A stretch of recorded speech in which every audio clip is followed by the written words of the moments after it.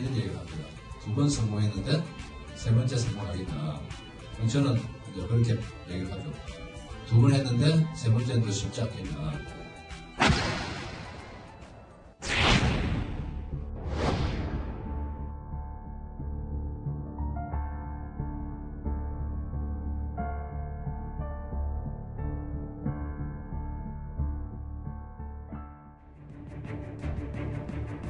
자, 국내 토종 커피 브랜드를 이끌었던 커피왕 강훈 대표가 어제 오후 자택에서 숨진 채 발견됐습니다. 1세대 커피 프랜차이즈 업계를 호령했던 그의 갑작스러운 사망을 둘러싸고 추측이 난무하고 있는데요. 자, 이와 관련해서 얘기를 좀 나눠보도록 하겠습니다. 자, 이유종 기자, 이와 관련해서 뭐 추가로 또 취재가 된 내용 있습니까? 네, 일단은 경찰이 수사에 나서고 있습니다. 사인을 찾고 있는데 그 숨진 상황이 당시에 화장실에서 목을 메고 있었습니다. 그래서 경찰은 일단 유서는 남기지 않았지만 스스로 목숨을 끊은 것이 아니냐 이렇게 판단을 하고 있고요. 현재 국과수에 부검을 의뢰하고 있는 상태입니다. 네. 자, 경찰 조사에서 일단 유서가 발견되지 않았다. 그리고 회생 절차, 기업에 대한 회생 절차를 신청했었다. 이렇게 되면은 좀 금전적인 문제가 동기가 됐던 것 같은데, 자, 회생 절차 개시 신청서, 이건 뭐 어떻게 할 때 내는 겁니까? 네, 기업이 상황에 따라서 경영이 악화될 수가 있습니다. 그래서 자금난에 빠질 수가 있겠고요. 그런데 그런 경우에 무조건적으로 채권자들의 채권 추심에 노출될 경우에는 기업이 쉽게 망가질 수가 있습니다. 네. 그런 상황에서 일단 기업이 회생, 즉 재기할 수 있는 절차를 마련해 두고 있는데요. 채무자 회생 및 파산에 관한 법률이 있습니다. 여기에서 기업이 다시 살아날 수 있도록 어느 정도 시간을 부여해 줄 수 있는 것이 바로 회생 절차이고요. 그리고 또 채권자들의 채권을 일정한 기간을 정하고 그리고 네. 또 액수를 좀 줄여서 그것만 변제했을 경우에는 다시 원래대로 돌아갈 수 있도록 보장해 주는 것이 회생 절차인데요.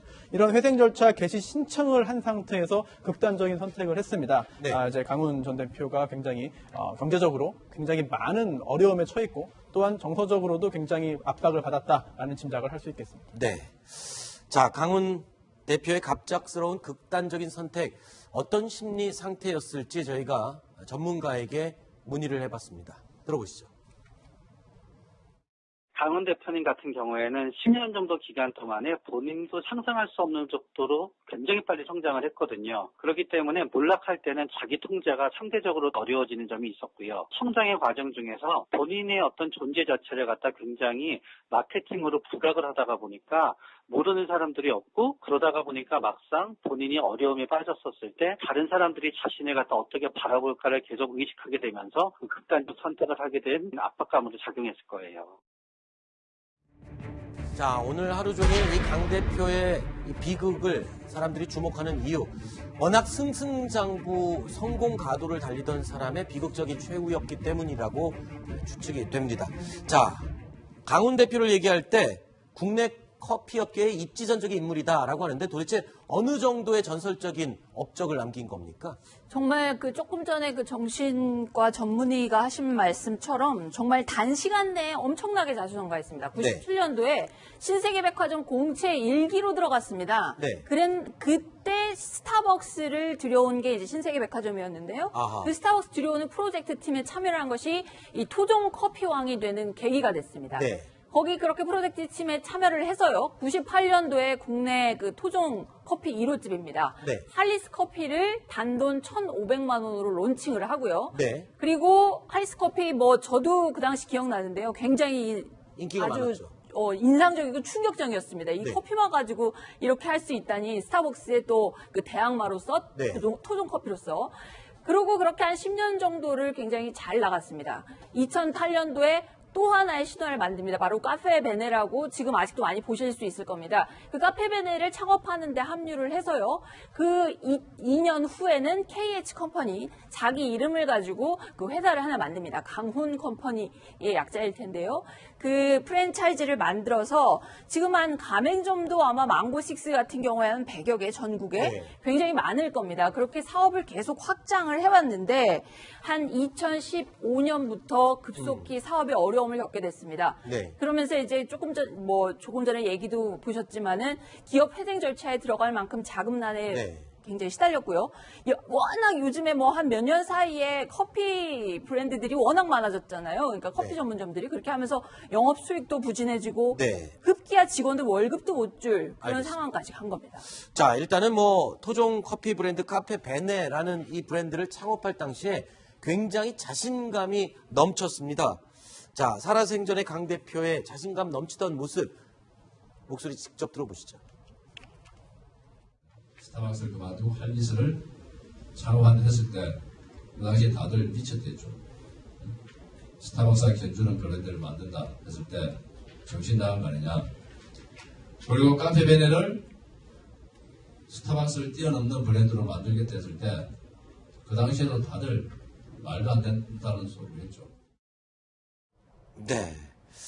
자, 이 최단시간에 최다 가맹점을 결국에 만들었다면서요. 그래도 카페 베네를. 네, 그렇습니다. 실제로 2008년도에 1호점이 나왔는데요. 그 다음에 2010년에 300번째 매장이 이제 오픈을 했습니다.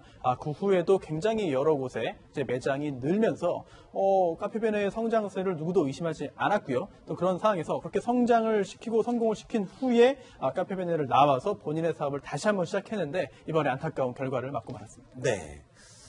자, 창업을 꿈꾸고 있는 젊은이들에게는 선망의 대상이 될 수밖에 없었던 강훈 대표. 자, 이 승승장구에는요, 이 본인 스스로가 갖고 있는 아주 강한 추진력과 자신감, 이것이 바탕이 됐었다고 이야기를 하고 있습니다. 본인의 그 자신감 넘치는 이야기, 또 다른 증언 들어보시죠. 우리 이번에는 더더구나 망고식스를 가지고 또 세계적인 브랜드를 만들겠다 했을 때 혹자는 이런 얘기를 합니다. 2번 성공했는데 3번째 성공하겠냐. 저는 이제 그렇게 얘기를 하죠. 2번 했는데 3번째는 더 쉽지 않겠냐.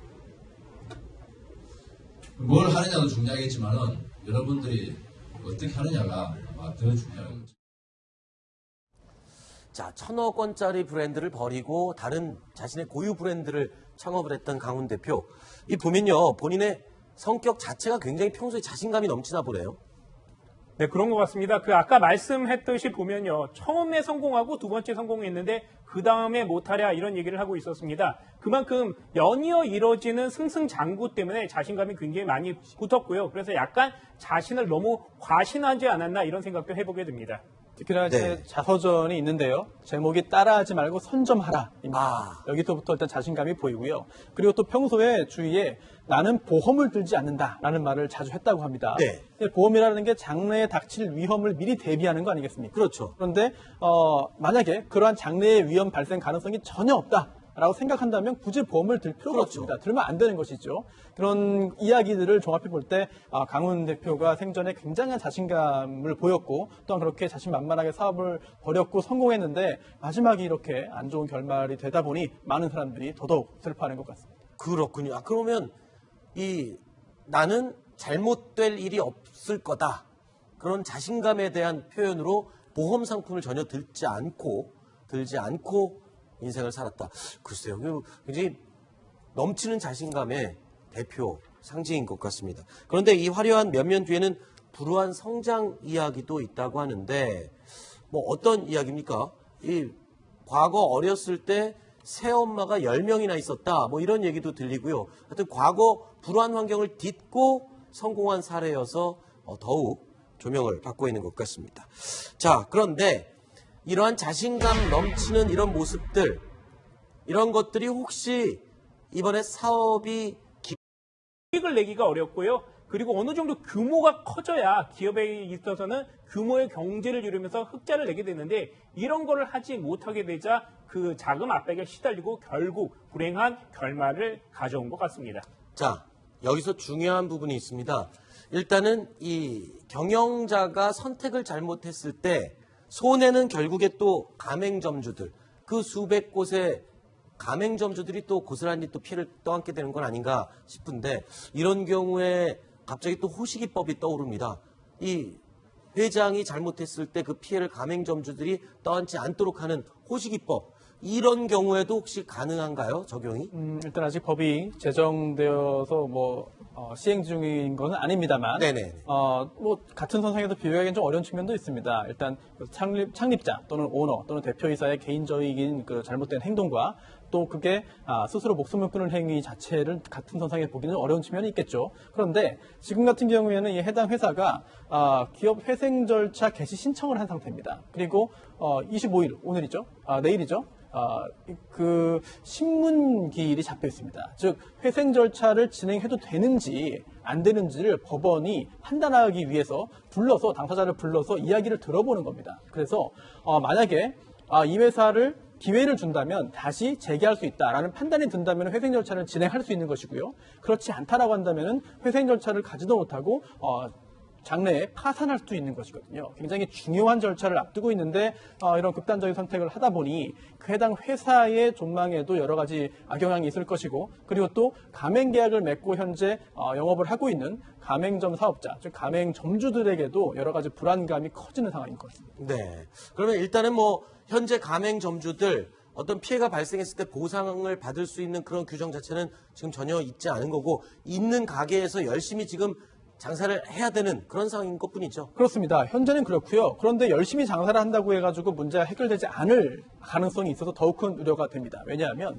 지금 가맹 계약의 본질은 가맹 본부, 즉 본사에서 여러 가지 물품들을 공급을 해줘야 됩니다. 그런데 그러한 공급할 능력이 없어진다고 한다면은 그로 인한 피해는 고스란히 가맹점주들에게 돌아갈 수밖에 없거든요. 그런 상황이 발생한다면 열심히 일을 하고 싶어도 열심히 일할 수 없는 상태가 발생하기 때문에 대량의 아주 많은 수의 피해자가 생길 것이 우려됩니다. 네.